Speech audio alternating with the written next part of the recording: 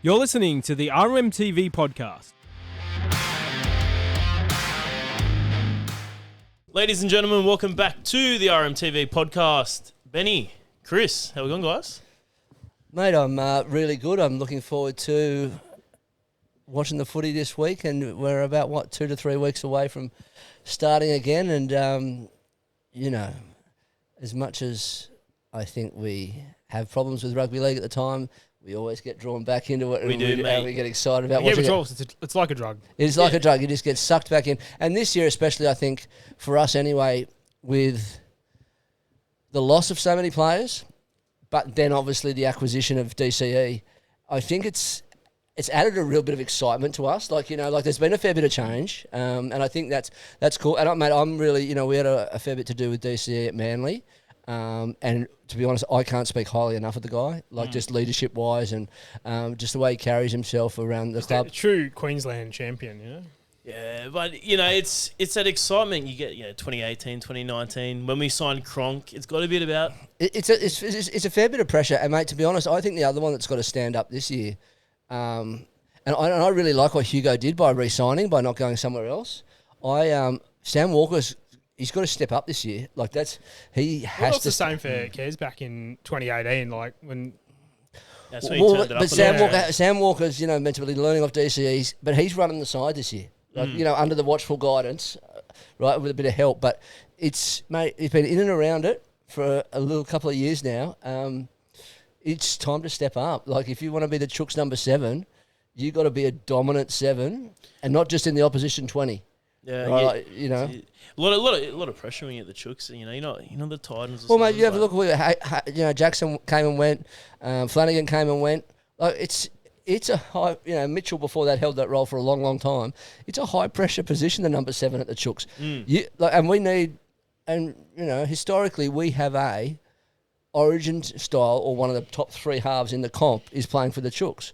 So over to you, Sammy. Yeah. It's not in and out of games, not bits and pieces. I mean, his short kicking game is the best in the comp. I think his short kicking game is outrageously good. Add it with DCE's 40-20 game and I think that's why him and Hugo worked well last year. And that's what we were missing in those games where the Chooks were suffering last year. Was that kicking? That 5th tackle option was just. He doesn't have a long kicking game, right? Hugo changed our season in game when we played the Panthers at Combank. Like that was game of the year for us. That started us and sort of announced himself. And I think he was playing as a middle forward, wasn't he, off the bench like then? Yeah, but his depth of his kicking and his height allowed us to ring the and his accuracy too. I think a lot of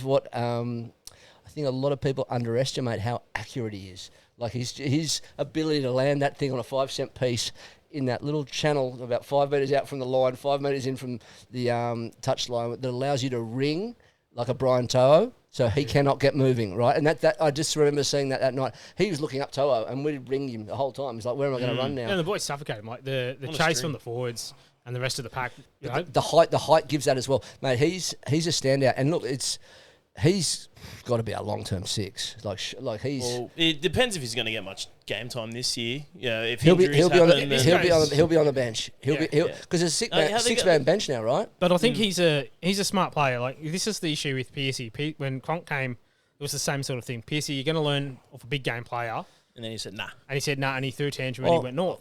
I sort of, a little bit, but Mitchell was an Origin player. He was you just brought in his Queensland opponent for all those years of heartache. Yeah. So it was. Yeah.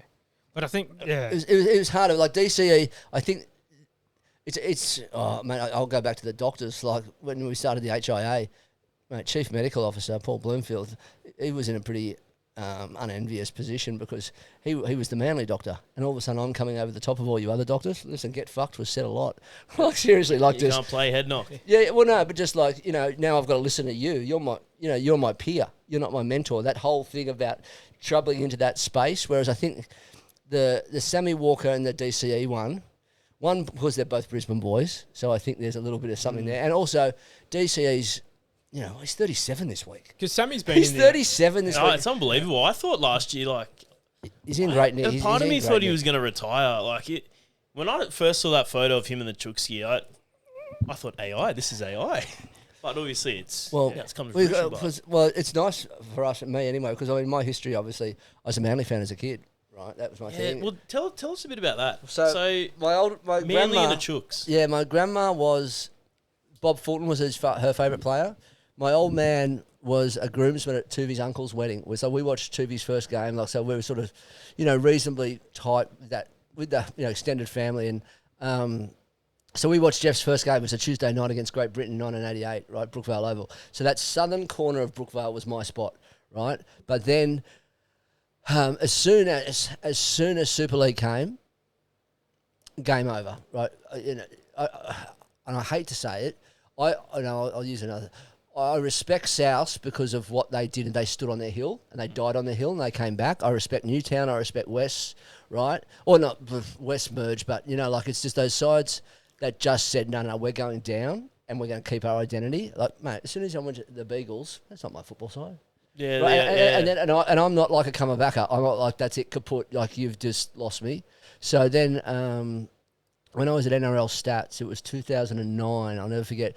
Everyone had a side, so everyone got to put shit on each other right there. And I was just this freelance guy, just fucking absolutely running amok. And I got a pretty wild tongue. So I was able to just absolutely put shit on everyone and not come anything back at me, right? And then they just said to me, you've got to fucking find a side to support or we're going to sack you. And I went, ooh, a bit heavy.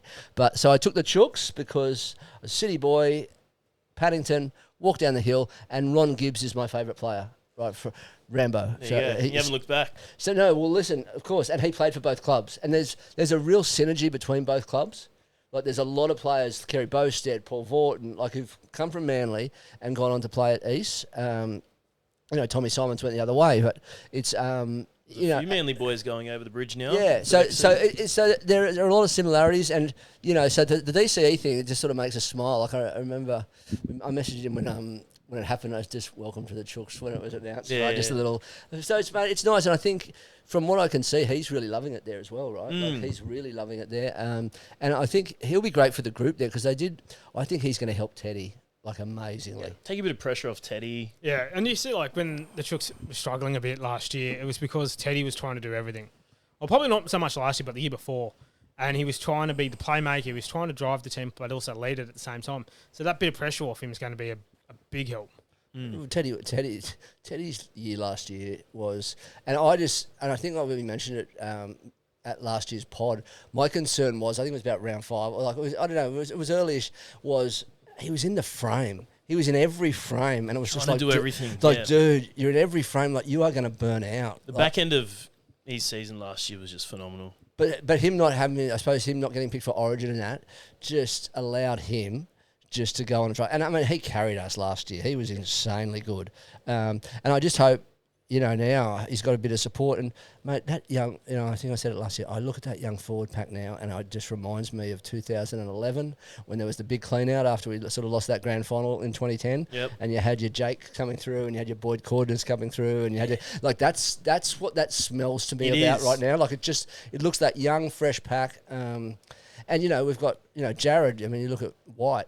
We've got another version of Jared. We've got the mini Boydo. We've got Blake Steep now. Yeah, I know. Like all of that is starting to come through, and you're starting to see the parallels, and you just go, "Geez." Like I think honestly, I don't think, the Turbos and DCE and that, like Manly are a good side in the backs. They didn't have a great forward pack, and they didn't have a great deal of depth. And when they lost some people through injury, they had some problems and their depth was exposed. Geez, I think he's going to enjoy playing behind this forward pack. Do you think the back of house drummers at Manly was a big factor in their going us up? Well, I think I always have a belief, right? Collaboration is just people who don't want to be accountable, and collaboration if you've got a good dictator, clubs go well. We've got a good dictator, right? Like, so everyone knows who's in charge, Uncle Nick. You're right? the bosses, eh? Yeah, that's it. When you got all these other factions, the Dogs have like all these other and the Dogs are going well now because of Gus, right? Just being able to keep the football side away from the factions. Manly's always been poison. Like Manly's always been a real hornet's nest. Most football clubs are a hornet's nest. Like there's a lot of clubs that are just there's Powerbro St Georgia. Like you just look at some of these clubs and they're just that old and the problem is board elections happen every year, right? So it's the same with, you want to sack a coach because it's easier, and you want to look like you're doing something so you can get re-elected. It happens at the Titans as well. They've gone through so many coaches. Mate, all of them. Like, it's just, but that's rugby league. Like, if you've, been in and around the off-field's wild. Like, the off-field is wild. And it's just, but that's the drug of it. We all love it. You all love the 80 minutes, and you all love being part of the 80 minutes and being involved with it. And you all love the success and the tribalism and the rugby league. Like, to be honest, rugby league, man. It's rugby league. It's rugby league. But just to go out, and you boys are the same. When we go out, and I saw a Magic Round when I went up and saw Geordie up in the stands. I was just looking around, going, "Yeah, this is what it's about." And I think that's what rugby league does really, really well. And I think the nice thing about rugby league, to be honest, as opposed to say the Premier League, is that you can sit next to someone with a different jersey on, as opposed to getting stabbed, right, and not going to the same pub, and that's how hectic it is over there. Well, but if it's a Roosters Souths game, but you can still sit next to someone in South and not walk away. Yeah, that is true. At the end of the day, that is true. And that's nice, right? Because overseas, it's so wild. Like, it is. People get stabbed in some comps in Europe. You can't get these Prem, fans together. Mate, oh my god! Mate, there's bigger police deployments to some of those EPL games. It's New Year's Eve here every Saturday afternoon. Like, Tottenham Arsenal is that's on this Sunday. That is unbelievable. I took Olgie there last time, and she was like the police bringing up the Arsenal fans, and then you got Tottenham, the counter supporters, watching the police where they're going to be, so they can come sort of I suppose heckle them or try to bash them. Mate, I watched the game at Seven Sisters. I didn't really know. I mean, just a young boy from Sydney. So I'm walking by myself. I'm with the Tottenham fans. Get off at Seven Sisters, mate. All of a sudden, the police starts putting their shields up. The bottles are raining down on us as we come up from under. I'm like, oh, fuck. Hell. This ain't rugby league. This ain't rugby league. Mate, it's the safest place to be in the EPL is in the stadium. Getting to and from is kind of... story. Yeah, and mate, the other thing is you can't go into pubs. Like, you can't go into opposing sides' pubs. Oh, no. Like you can't come in here. Like, it's proper apartheid segregation. Like, it's wild. So what have you been, obviously, off-season rugby league, what have you been watching in terms of sports? Oh, EPL. EPL? Oh, big cricket guy? Yeah, I am. But, rest in peace, Shane. As soon as Shane went... Yeah, we got Warney right there. Beautiful. Mate, the magician went. And because it's an art what he used to do. Like, and it was human chess.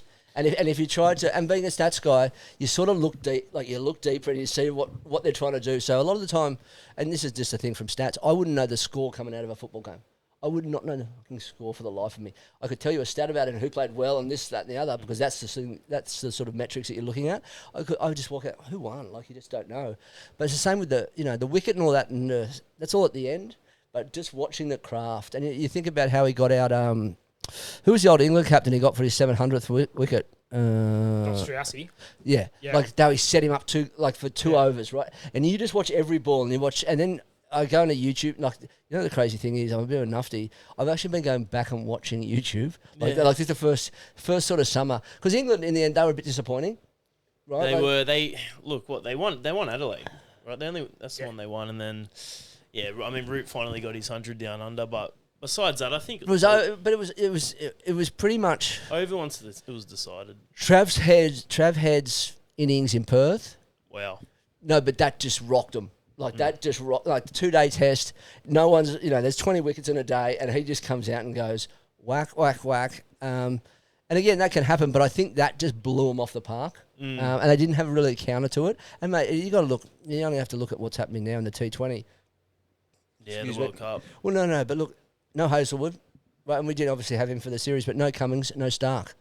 No Smudge. Well, they didn't select him. him. And so, so either they've gone in trying to, have a new breed of player, but in the end they've come up a bit unstuck that way.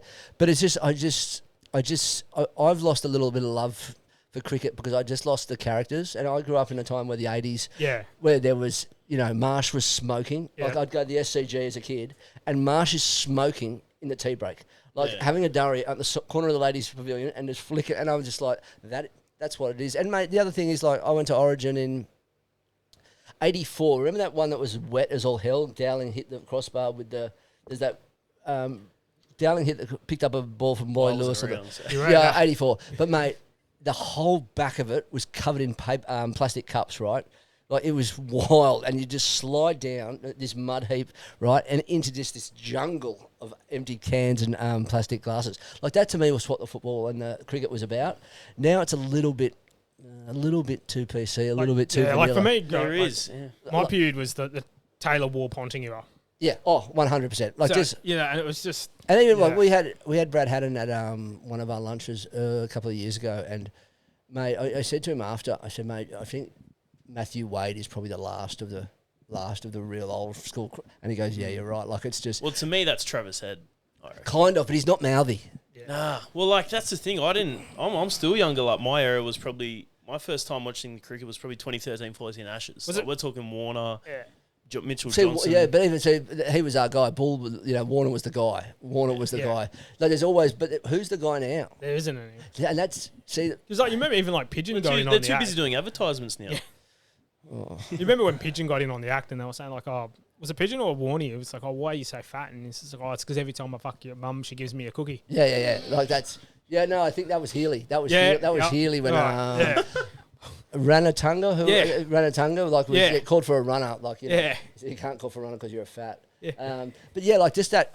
See... Yeah, I like I almost like the combat as much as I like the football. Right, like, just that. And, Justin Hodges, he played for he was... And I think one of the biggest missing parts with the cricket, though, and that your generation might miss it, but it was the commentators as well. Yeah. Like, Richie Beno, your Tony Gregg, True. Yeah, like, that was a peak. Well, because that was that at that time, right? We were getting brought up on them, but their histories spoke to, they'd been doing it for so long. And now I think we're in probably a transition period where, like, I really like the Gilly, and I like the Fox, the KO stuff. Yeah. But I think they're probably another 5 years away from getting into the same sort of position that when we started watching it, like that, have that 10, 15 years have already done it, right? So they've got that. And mate, you go back on, like, it's another one. Gilchrist. I've gone back and watched him play that innings at Perth in the Ashes, mate. And you just sit there and you just go, the grip up the top of the handle to get that elevation. And Was it the 9th of December 2005? I don't know. I was just watching this going, oh, this is incredible cricket. But again, like, it's just, and also I think that the sad thing is now, like, it's only this year really that we've had, everyone blows up about 2-day tests. I prefer a 2-day test than a 5-day slug. That's boring as batshit where everyone gets 100. So you're a test guy over T20. We can... Oh, yeah, test guy over T20 for sure. Do you think there's too much cricket? Yeah. 100. And I just think they've gone, and you only have to look at what they did with the Big Bash. They shortened that. They shortened that because they went for more content. And it still felt pretty long. It still felt long. Like, there's a sweet spot. And also, you only have to look at the NFL. It's 20 games, It's a 10 each or 10 conference. Like, mate, it's short, but it's, like, huge. Like, you can't expect... One, I don't think you can expect people to have an attention span anymore. Because, mate, let me tell you, and I'm a scatterbrain, but attention spans are short now these days. They are short. It's like we were talking off, like, and Geordie's a massive cricket fan. He loves it. He was up fucking watching the T20 the other day. But Preston and I, the ones that tested and we check out. It's like, I feel like once the cricket's done in Australia, you kind of when the rugby league's back, it's like, all right. Well, the tests are the only ones I think where you can get some consistency with players and get to know them, right? Everyone loves Trav Head. Can everyone explain to me why are we trying to get the characters out of the game? When this bloke's out there saying, I'm going to get on the piss, I'm going to do this, what time do you get home? 6 o'clock. And we're all cheering for it. And then someone else does it and we're crying, oh, you shouldn't be doing that. It's a bad example. Shut the fuck up. Like, just let us be. Like, let us live. The world's so constrictive about what you can't do anyway. Just let us fucking live, bruh. Oh, no. And then someone writes a yarn about it. Someone's out on these but you know what? These digital...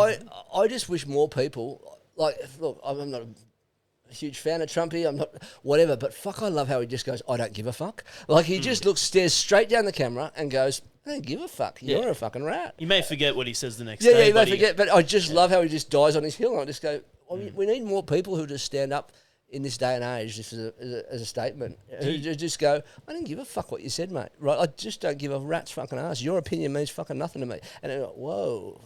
I tell you what, they'll stop doing it to that person because they don't want to get the blowback, right? Do you think, well, you were saying the cricket season's long. Do you think the rugby league season's long? Because obviously last year, 37 NRL weeks, season, went into the internationals, Pacific Championships. Definitely is.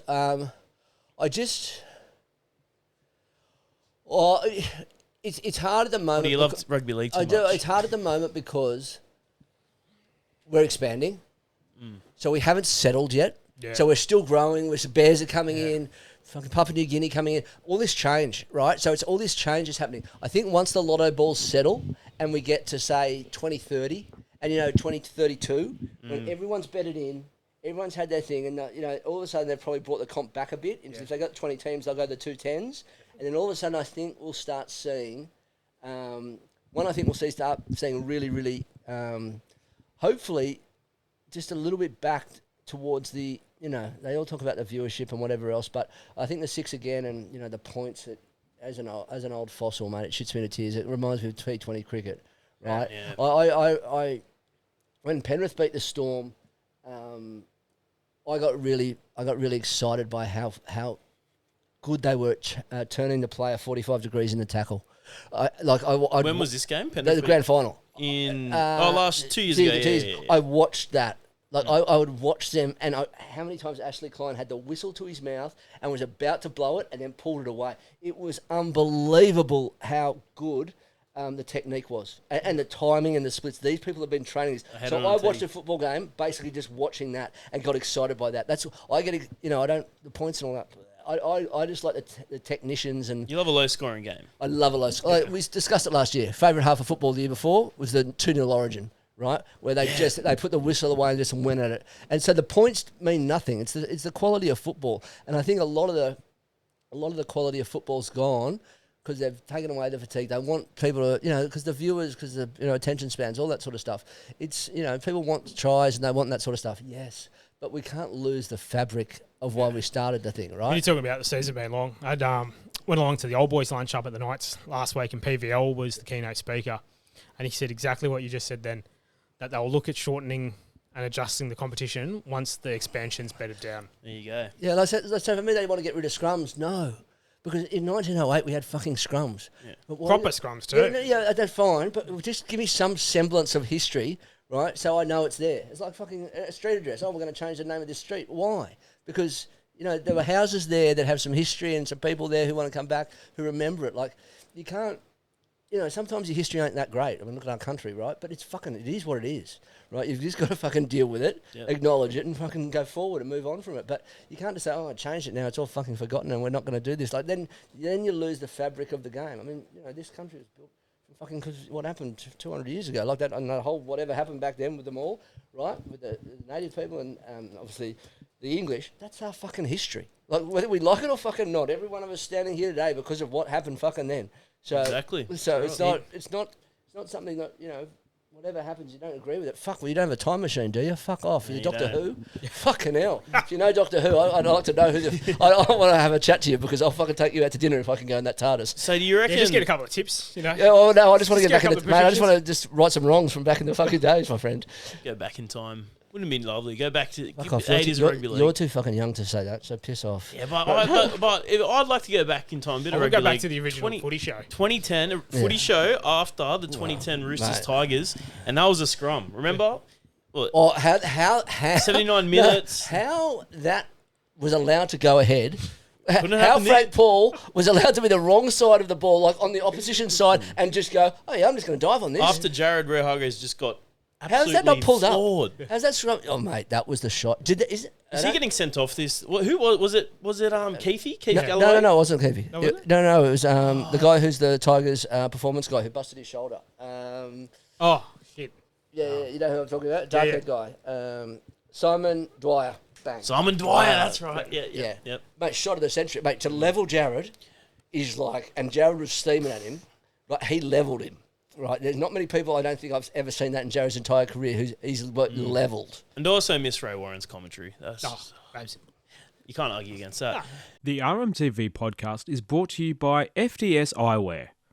FDS Eyewear is your one-stop shop for quality, affordable eyewear. With the latest lens technology and weekly eye testing services, FDS Eyewear provides competitive rates over the larger optical retailers. Visit their store at Wentworthville Plaza, just a short drive from Parramatta. Do you think what would the 20th team be? Obviously the 18th, 19th, we've locked that in. Where do you reckon the 20th? You look at a numbers thing, right? The reason New Zealand might not work, right? It's too small population base, right? And they don't want to have to. If they're another rugby league side goes to New Zealand, I think rugby union basically goes backwards. Or the side doesn't work because there's not that volume of people. Mate, let the New Zealand... And it's taken so long for the Wars to sort of Correct, establish themselves. so don't shit on them. Right? Right? We're getting to that point now where I think you just let the whole country get behind that one team. Bingo. And, mate, they've got 4 million people. Mate, there's 8 million people in New South Wales. Like, so they don't... Like, there's not a huge population there. Like, everyone... Yeah, South and North Island. Yeah, but it might not work. Like, you got to look at... Like, probably Brisbane again. Like... I'm a big believer in your fish where the fish are, right? Because, when you think about a business, acquisition is the hardest part of business, which is getting a new audience, right? And they're bringing that on with, obviously, the points and all that sort of stuff now. But you go to Brisbane, what have we got in Brisbane now? 1, 2, 3, 4 sides?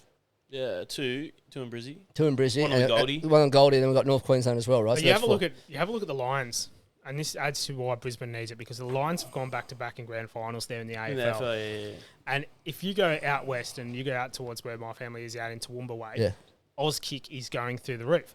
And this is the breeding ground. This is where Kevy Walters came from. It's where the Walkers are. So would you see, like, say, an Ipswich Jets tender coming through? Well, where's... You know Queensland better geographically than me, so where is that...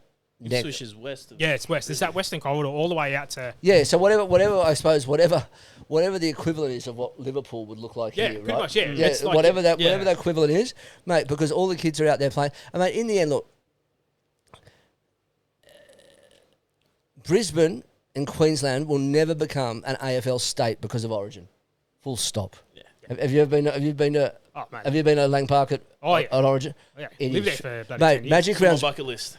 Oh, my God. Have you been to Magic Round? Yes. No. So I've been to Suncorp, but not... Magic Round's beautiful. Like, Magic Round's a carnival. No, but Magic Round's a carnival. It's lovely. Like, I couldn't believe how nice it was. Fucking Origin is toxic. Like, it is toxic. They don't give a rat's ass. And if you're in a blue jersey, they will just destroy you. Like, they... up in... Can't wait. I used to work down on William Street, so in the one exec building, and it's all the government district in Brizzy. So your suits, your barristers, your all your fancy ass fuckers. Over at the Royal, which is where the Blues were staying, right opposite the Botanical Garden, they were doing their captain's run. Paul Gallen, skipper at the time, was just copping it from people that you would think are like upstanding citizens, are just hurling the most vile abuse at the guy, and rightly so. You know, it's Queensland, he's in our territory.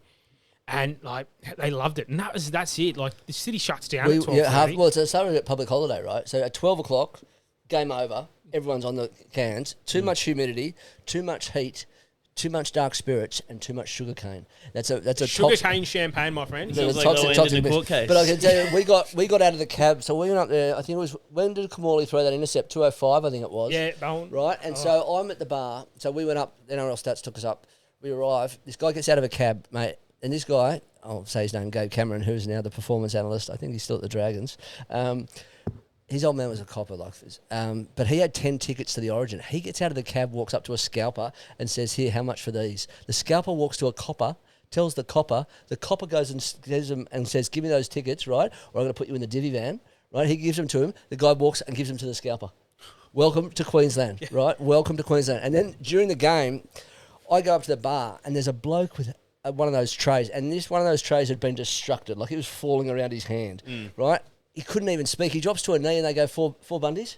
Right, I'm looking going, where is the RSA here? Like, there is no RSA. It's a bit different up there. Oh, it's so different up there, Do you dude. remember the bus, like the bus down down to Caxton. Caxton? Mate, Like, that is just... They don't do that anymore. No. But the cops encourage it. Yeah. Like on Caxton Street in 2005, there were couches, on the street, obviously they block it off, but those houses there, they'd put couches on the street. One of the boys was wearing a blue shirt, like a blue jersey. There's cans are coming at him. Like, the coppers just, no, like, you're looking for help. No, you get no help here, son. Like, you're from yourself. on your own. So it's like, it's really, really toxic. But that's that rivalry. That's why the Brisbane Lions will never be able to recreate that. Right, and also the history of it, you know, back to the 80s when New South Wales stole all the players and they'd done whatever, and then Artie, knocks out Cronin, like puts one on Cronin's chin, and that sort of thing can never be taken away, and that's that history, and you've got to remember in this country, I've never seen someone in New South Wales look to Queensland, Melbourne, Adelaide, wherever, mate. We're looking global, like we look global for people, like for us to compare ourselves against. Mate, Queensland are looking at New South Wales and they hate us. Yeah. Right? We just go, well, we're in New South Wales, we're looking at New York, champ, so I'm not really too concerned about the Gold Coast. Right? Like it's a sort of, I think that's a mentality. It's sort of like, I think why New South Wales maybe don't get Origin as much, but fuck, it's like the Roosters, man. It's a big question. I'm going back to Bondi. Yeah, New South Wales like where's the, like in the end, my fucking life is still pretty good, right? Like whatever happens, right? And I'm, so it's just there's a real desire. And, I think that those sort of little bits make a difference in that final bit where you're pushing 1% and 2%. It's why a lot of sides can't go back to back, because they'd lose that 2 and 3% to get up in the morning and do something extra that someone else has done, which made Penrith's feat so amazing. But, it's that same sort of thing. They still got that little, but it's in our bones up there. Yeah, little brother, the little chip on the shoulder, right? Like, we're like, what are you talking about? Like, because we don't even look there. I think one of the great ones, it does make sense. Yeah, was in New South Wales in the Daily Telegraph was this big spread about how shit Queensland is. We hate Queensland. They're two-headed incestuous fucks. Up in Queensland in the Courier Mail, it was about a slot about that big of just the team list for New South Wales, and that was it. Yeah, no mention. Yeah, because it's kind of like rugby league in Adelaide. Right, if you go, like when I used to go over there and do, because Melbourne played the Roosters over there, that was like no games, right, Adelaide Oval, and I'd look at the paper the next day coming back, and it was page 20. It'd be 3rd Division AFL right before. I'd be going, wow, like you just played on the Adelaide Oval, and you can't crack page 18. Yeah, right, like it's pretty well. It's just the New South Wales mentality, and that's why everyone hates us. It's because arrogant, and just that. Well, the rest of the country's insignificant apart from New South. Yeah, pretty much. Like, what do you think about the Well, the new rule they've changed. So Kiwis, if you're born here, play for New Zealand. Do you think common sense has prevailed? Or? I kind of think so, because I mean, you look at it; it's not going to open the floodgates. And you look at someone like AFB, and you just go, "Well, he was born here, right? He played, Yeah, he's got the Kiwi. Tongan. What is he? Samoan, Tongan. AFB, Kiwi. I think. Yeah, and Tongan. No, but he played for. I think he played Tonga. Yeah, but he also played for New Zealand. But it's just like, you want the best players playing. I actually, and I was saying it to someone, it's probably not going to be a great statement, is YouTube's one of my friends at the moment. Like, I'm just going, you love the YT. Bit of nostalgia, mate. But you go back and have a look at a game from 2005 for Origin. You look at the names of the players, mate. They are all legends of the game. I just think it's a little bit diluted now about how well you have to play to get an Origin jersey. Yeah. So I'm furthering from that, I'm really happy, because it'll mean that you have to be a super player to play Origin. I don't think sometimes in New South Wales we've had the cattle that really deserves to wear a blue jersey. And they get selected, they can't do anything else. But I'm just saying, when you go back and have a look at a 2005 side, and you're looking at Menzies, Hindmarsh, Badderas, Johns, like it is a Rolls Royce, like Gasnier, Cooper, like it's a Rolls Royce side, and you're going, geez, our side now does not look like that at all. Well, there's been players in the past like Jerome Luai who, during high school, he got asked Queensland or New South Wales, and he's like, Queensland. And now he played for New South Wales. So growing up, that's what he watched. He watched that dominant period from us. I've got a few mates which are Queenslanders, and they're born in New South Wales because it was 8 in a row. Everyone loves a winner, mate. But it's state of origin, where you're born, you know what I mean? Well, I get it, but everyone loves a winner. Like, everyone says, I follow the Chooks now. And I said, well, mate, we got the wooden spoon in 2009.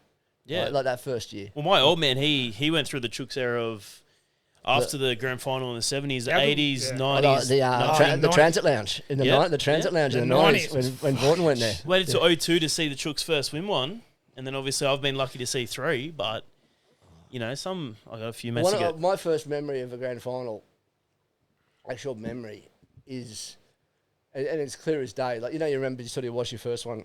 I'd watched Manly, I think, in 79 and the other ones, but I was too young. But I can still remember they lost, the Dogs, but Roosters 80 against the Gear and Bomb of Graham Hughes, catching that. Like that's my first actual, like I just sit there and go, yeah, I watched that grand final and I know it. And before that, a bit young, 6, 7, I came to the party.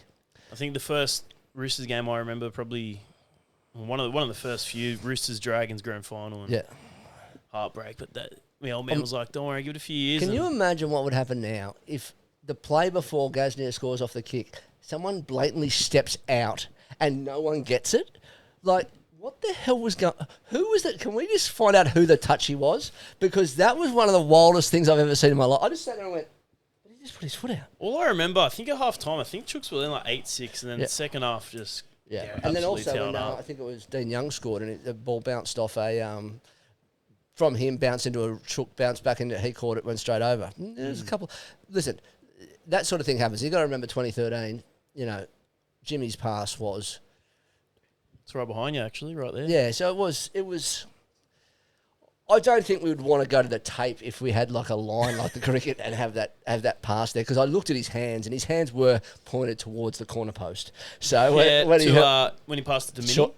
Was it Skidzy? Skidzy for that. Like his hands were coming towards the corner post. He was diagonally going across, and they didn't really go back. So we'll claim it flat. Yeah, we'll claim it flat. So again, you know, it's swings and roundabouts, but you always find, I think, that sides who are going to win the comp, those sort of things happen for them. Right, you know, it's just their destiny that year. A little bit of luck. Yeah, well, there's actually a video on YouTube, 8-minute clip. Some Manly fan has put this video up saying why Manly got robbed in the 2013 grand final, and he's gone from like every little bit of the game, compiled it together. It's got 1,000 views. Still, well, you know what? Still. Well, even the Clive Churchill that year was DCE, DCE. So, to be honest, I don't know. To be honest, the player of the game for me was SBW. Because he came on the second half, he wins the game for us. Like, he just came on and went. He burst through that hole, remember that moment? Popped the ball. I was just saying to Benny before, I shouldn't have, we auctioned it, but he gave us his last jersey he wore for the Chooks. What was his last year? 2022? No, 21 maybe? Yeah, it was COVID. A while ago. During COVID. SCG when he was playing there. He came in because he came from the Toronto Wolfpacks or whatever. Number 17. Yeah, that's his last jersey. So what do you think, the back end of last year, taking it back a bit now, but the Pacific champs when Katoa got head knocked and who it was catching on Wolf? Yeah, that's right. Anyway, so three knocks, yeah. So he had a knock in the warm up and then 2 in the game. What do you think about that? In the doctor's defence, they're not there seeing it live, right? We don't know the transcript of what he said, but knowing a leaguey and knowing a footballer, I'm sweet. Yeah. Right. So, Yep. You know, so I mean, you can only see it after, and you know, they're not videoing, they're not taking vision of the warm up. So it's a little. So again, mate, to be honest, it's probably a little blind spot that maybe the game needs to look at now. Like if they're going to do decent opposed during the warm up, and that thing's going to happen, then going forward, maybe your performance guy has to take vision of the warm up as well, and that's just for everyone's own well being and own. For their accountability, because, if you don't have, you see it, he gets whacked, whatever. Oh, he looked terrible. He looked terrible again, and then, but what does he say to the doc? Does the doc not see it and just think he's gone, it's just a little thing that's going to blow over? You don't know, but I mean, you would have thought they would have done the test on him. Surely they would have done an actual. And then he went in for brain surgery over in New Zealand. Yeah. Do you think he plays this year? I think they've ruled him out for the whole season. No, I think he'll play. You reckon he'll play? Yeah, mate. When the HIA started and the boys started working out how to get around it, mate, I'd see blokes get whacked. Right? And I remember Josh Reynolds, particularly out at ANZ. Now, he got smoked, right? But in the same instant, on the ground, he grabs his knee. Right? And I'm just like I'm just saying, you're a clever bugger. Like they just players want to play, right? They don't want to let their side down. I think, the advent of the now 6-man bench, which I think is going to be really interesting, how to use it. But I also think it's going to cause some problems because you're going to see the hook come out again, right? So if you've got a Hugo on the bench, right, and Samuel, someone doesn't have a good game, previously you had to wear your number 7 till the end of the game. Right, because that's you didn't have a like for like on the bench. Now you're going to have an opportunity to hook, right? So Chad Townsend, I saw a clip of him. He got hooked in just before they won the grand final in 15, right, the major semi. And, mate, he lost his shit and then went, didn't go back on the bus and whole sort of thing. So I don't know, 10 years on from that, I don't know whether there's the resilience there to be able to... What club's going to do it the most this year, you reckon? Saints? I don't know. Like, everyone shits on Saints. They'll have a better year. Like, it always happens. Like, the trials, sort of mean nothing. They can come out. They've got an okay side, the Saints. Like, on paper, they've got an okay side. They could get hurt a little bit with in the fact that their older players are older, like old. Their younger players aren't quite there yet. So that gap between the best and the worst. And the problem with the salary cap is, it's not being held together by 80 to 120 game players, which is what your club used to love, right? Is that your journeyman, your Jeremy Lattimore, would hold that side together between the young and the old and have that consistency now. But now you get sort of fucking both. Like, you just, the best and worst is so fucking far apart, right, that it's can be off. But I don't think they'll be that bad. Like, I don't think they'll be too far. There's always a surprise. There's always a surprise up the top, and there's always a fucking surprise at the bottom. I think Manly are vulnerable, very vulnerable. Well, we had Bella on last step, and she reckons Manly top 4. She's confident. Do you think the same, or no? No. Sorry, well, let's go. Let's go through Daddy. some bold predictions. What are you seeing top 4? Well, is it if you have a good year if you make the preliminary final, right? Is that 100%. For me, the prelim is always your, and then it depends how you land there and if you got some luck and whatever else. But if you land in the prelim, that's a really successful season. I think. Can I just say, I worry about South even before Hakeem arrives. Like, I worry. Hakeem the dream. I worry about South now. Like, they've got a good side, dude. Like, they have a good side, and they're coming off a bad year. Like that, they worry me. They do worry. Injury free. I know they worry me, right? And left edge as well now. Walker, Trell, Fafita. Yeah, correct. And it's fresh, and they've got, that the signing will really help them as far as confidence goes, but also it'll shake a few up as well. Like I think it'll lift a couple because they'll want to go. I want to show that he'll be watching a little bit of us. But I think Bronx, mate. My concern for the Bronx is notoriously Brisbane love to party, and they might still well be party. If they win the World Club Challenge, they might. I mean, you look what happened to Penrith last year, coming back after Vegas. Like I have a potential that slow start. Bronx might start slowly. Chooks will make the top 4. Lock. I think we'll win the comp. Well, there we go. I was about to say. Sorry, Ches, but yeah, it's on you. But yeah, I think we win the comp. Why? What do you reckon? He's the missing piece of that puzzle. Again, that person to hold the young and the old together. He's going to take pressure off Teddy, but he's also going to instill confidence in Sammy Walker, right? So yeah, we had 2 young halves. Right, Kez was there, but we had Hugo and him, right? So it's like now we've got, I think, a nice balance. But you've also got Sammy being pressured by Hugo straight behind him, right? Not sort of next to him behind Kez, like straight behind him. That's because Ches is never going to not get picked, right? Unless he plays Origin again, whatever. But he's there, so it's just going to be right if Sammy's form goes. He hasn't retired from Origin yet. DC. No, he unceremoniously got sacked. Right, but he'll always be available, mate. And he's a good mate. At 37, he's still a great player. I do see that, Chris. I see DC just slots in. He's got the pack, right? He's got the backs. All he's just going left, right. But he'll be like Cooper, right? And that same sort of thing. But I think also, he's a different player to Cooper. But I think he's also these young kids. Just, Kez was there at the end of last year. It was always going to be his last year. Jared and all of that sort of stuff. But now these boys have got to step up into another role. And then you're looking to another leader sort of up there and with Teddy. And so I think he's going to bring in a breath of fresh air into the joint, like a real breath of fresh air into the joint.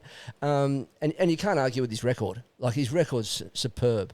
So I just think he's going to provide us with something. I just hope, now here's a little, just throwing it out there.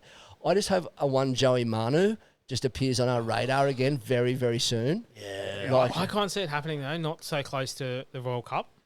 So he's going to play for the Kiwis? Yeah. Yeah, straight after that? Yeah. I might return. I want Joey. I think we'll have Joey Manu back. Do you think any other Chooks are going to head off to rugby? Angus Crichton did for next season.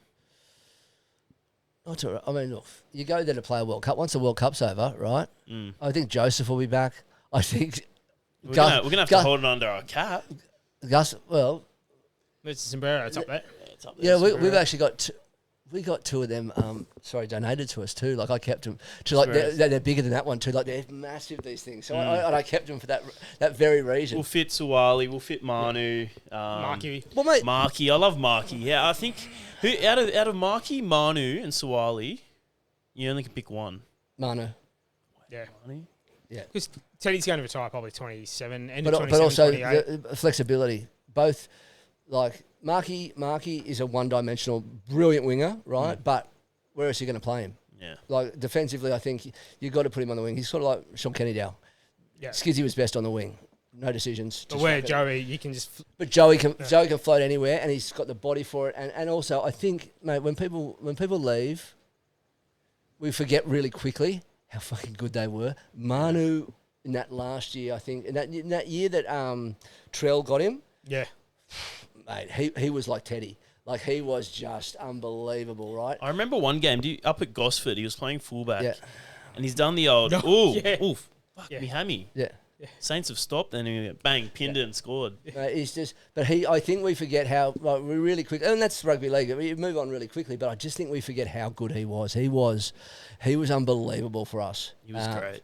So and it was a sad time to lose him, but to lose him and then to lose Joey and then to lose Marky as well, we're going to also have some money to come back. And mate, Chooks I'm always not got sure. I'm money. not sure. They're pretty good at when you let them go. Like you have a look. Who have we let go that's come back? That's gone somewhere else that we wanted. SBW, no. Yeah. Like yeah. So whatever that handshake is It's a handshake with Nick. with Uncle Nick, right? Our glorious dictator. Where else would you want to go though? Well, that's what I'm saying. Like, mate, you want to live in the eastern suburbs, you're sorted. And you look at now, like with the coaching staff, like I think that's going to be a big hook too for a lot of players coming back in. Is that you've got Jared like in and around the group, you've got Friendy, you've got Boydo there, Keary, like yeah. so. Kez is there. So all those players that were there in and amongst them, that really tight group, and now in the coaching staff as well. So it's going to be a joy for them, I think, to come back and to see their mates and to be in a little different of a position. So. Yeah, man, I think like we're going to be strong for years. It's just that forward pack, man. Like even last week we lost, but just that first 20 minutes, I was like, oh yeah, like there are some kids in here. And like, look, it's a trial match. Second half, took the players off. Tigers got a few in, blah blah blah. But this weekend, up against Para at not Newcastle. it's on the Gosford. Sydney coast. How do you think they'll go now? This is DC's first game in the tricolours. I think Moses might play as well. I think. I know Moses. I hadn't looked through the sides for. It's basically full strength post. I'm looking forward to it because Para are on the up. Sad they are though. We're sort of new. We're sort of got a new side together.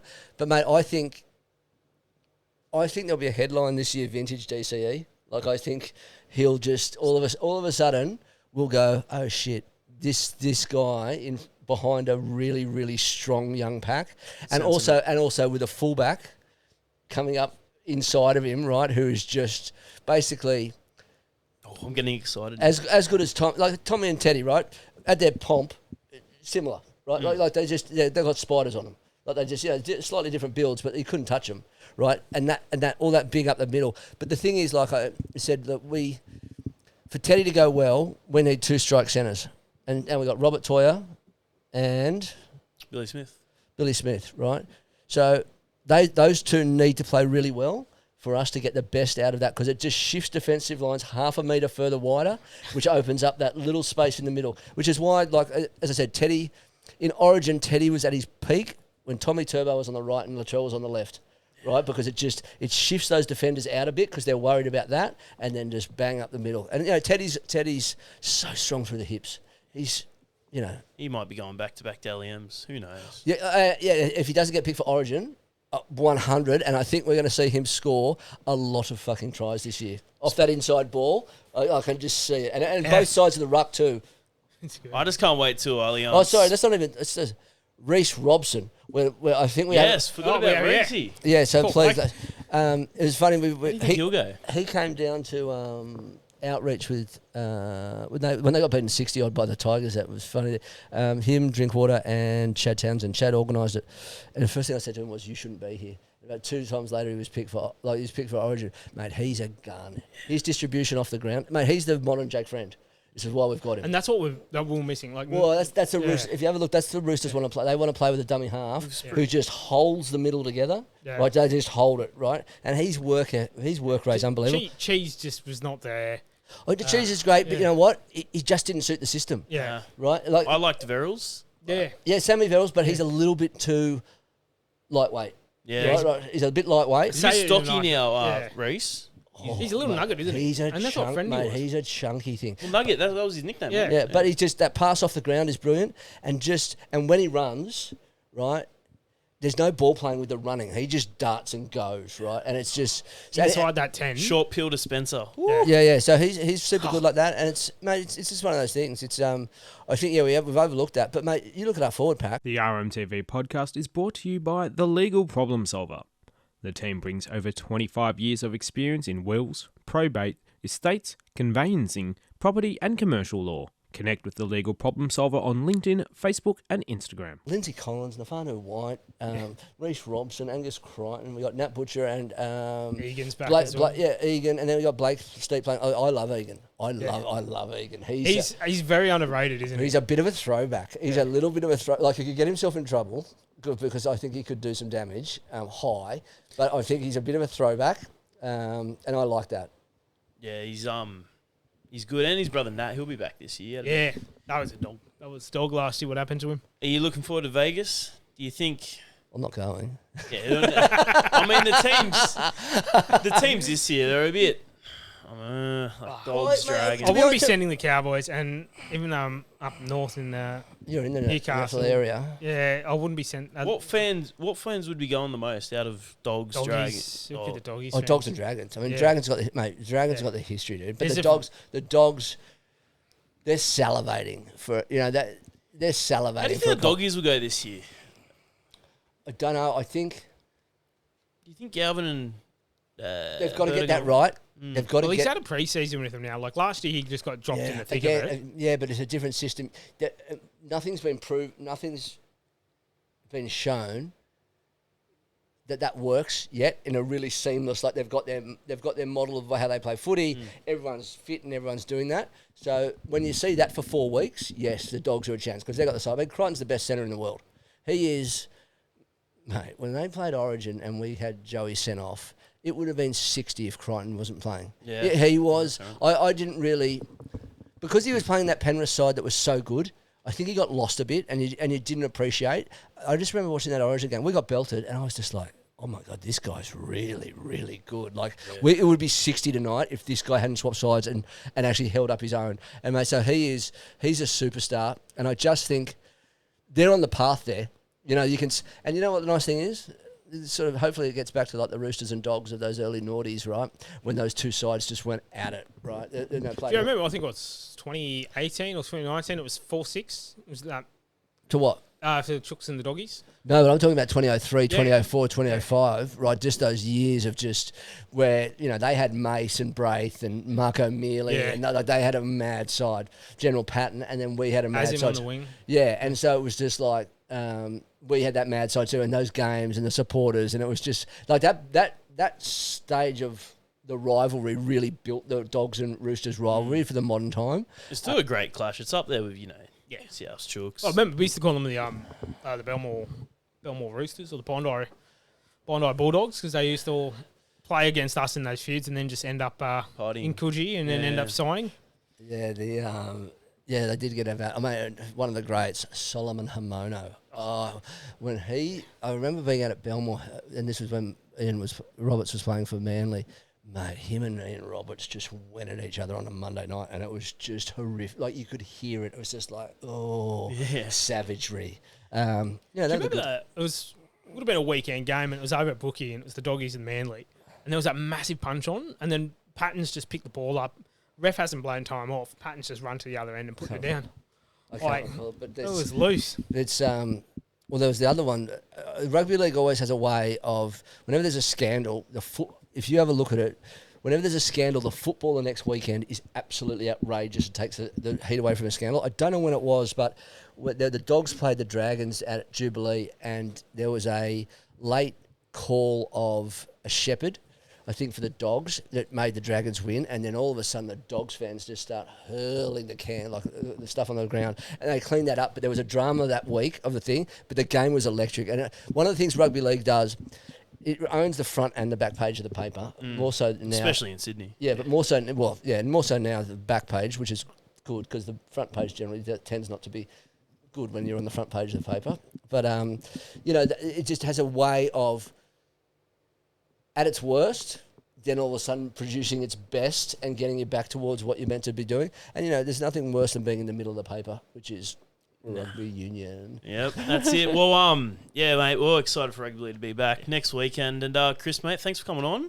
Boys, and all the best with passing on this year. No worries. Anyone who wants to follow us on social at Pass It On Clothing, we clothe the homeless, and a lot of the Roosters gear that the club are now a client of ours, so a lot of the Roosters gear that we've been given now that they've changed apparel provider, we're going to dress some of our homeless friends. So hopefully, Benny, instead of Manly this time that you see in the city, you're going to see a lot of Chookie fans. Yeah, it was very confusing. I thought, well, hang on, Manly's really opened up their membership packages here. The city will be covered in red, well, white, blue. And the nice thing is, we've done it with the Swans before, that the next morning after we do an activation, so a lot of the packs will have all the footy stuff in it and stuff, when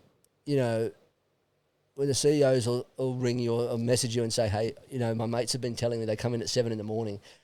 and they see everyone in the Swans kit or they see everyone in the Roosters kit. It's just nice to know that, that your kit's having an impact out there rather than sitting in, a drawer or something or doing something or just gathering dust or having no meaning. So it's, there are a lot of Chookie fans out in the homeless space and we're going to be decking them out this year in a lot of kit. Beautiful, mate. You're doing great things. All right, guys, remember to like, comment and subscribe from all of us here. Good night. Go the Chooks.